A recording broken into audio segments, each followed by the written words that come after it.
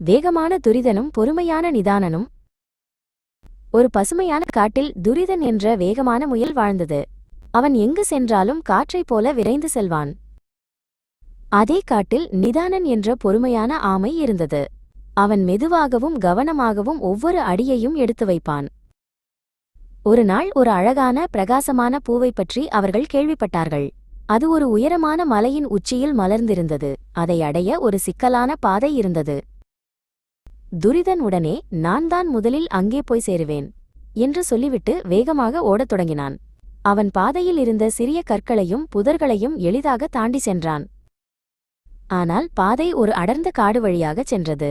அங்கே பல மரக்கிளைகள் கீழே விழுந்து கிடந்தன. மேலும் பல நீரோடைகள் குறுக்கிட்டன. துரிதனுக்கு இது கடினமாக இருந்தது. நிதானன் தன் வழியில் மெதுவாக வந்தான். அவன் ஒவ்வொரு தடையையும் கவனமாக பார்த்தான்.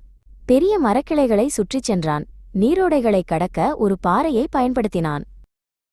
துரிதன் ஒரு பெரிய நீரோடையை கடக்க முயன்றபோது வழுக்கி விழுந்துவிட்டான். அவன் தண்ணீரில் நனைந்து குளிரில் நடுங்கினான். நிதானன் அங்கே வந்தான். துரிதன் குளிரில் நடுங்குவதை பார்த்து, பயப்படாதே நண்பா, நான் உனக்கு உதவுகிறேன் என்றான்.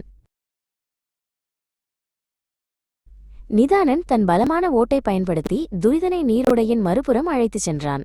இருவரும் சேர்ந்து மலையின் உச்சியை நோக்கிச் சென்றனர்.